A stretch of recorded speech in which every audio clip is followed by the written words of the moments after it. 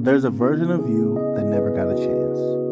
Not because he wasn't real, not because he wasn't capable, but because somewhere along the way you talked him out of existing. Quietly, slowly, one excuse at a time, one delay at a time, one I'll start later at a time. And the worst part is, you probably didn't even notice it happening. You didn't wake up one day and decide to become less. You didn't look in the mirror and say, I'm going to abandon myself. That's not how it happens. It happens in small choices. You stop speaking up. You stop trying as hard.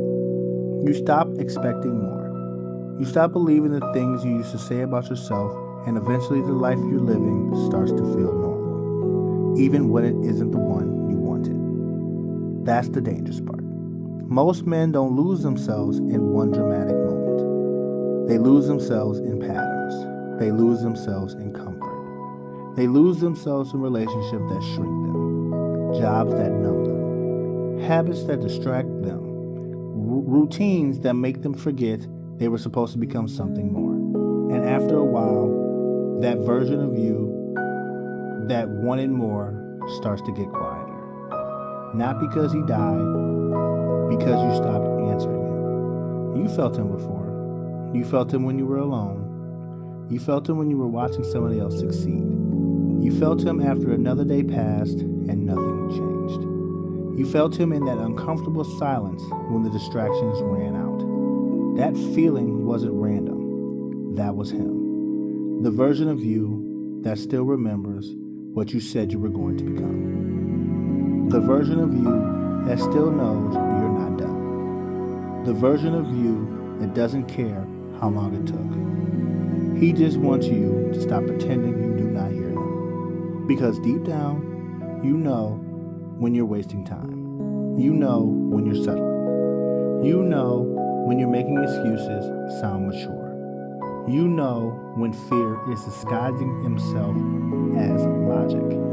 You know when you're calling it patience, but really it's avoidance. And that truth is uncomfortable. Because once you admit you know better, that's when most people stay distracted. Distraction is easier than accountability. It's easier to scroll than sit with yourself.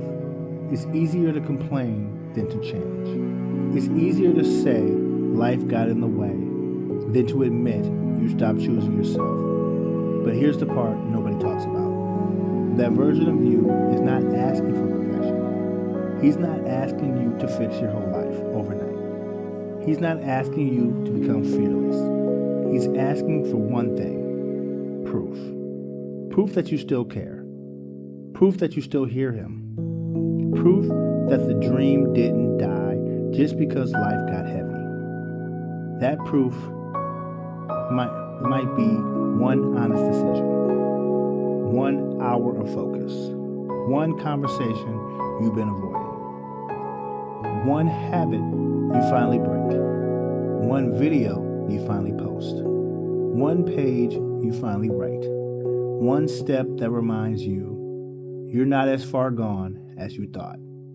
Because maybe the goal is to become a completely different person. Maybe the goal is to return to the part of you that life made you bury. The part that still wants more, the part that still gets quiet when you lie to yourself.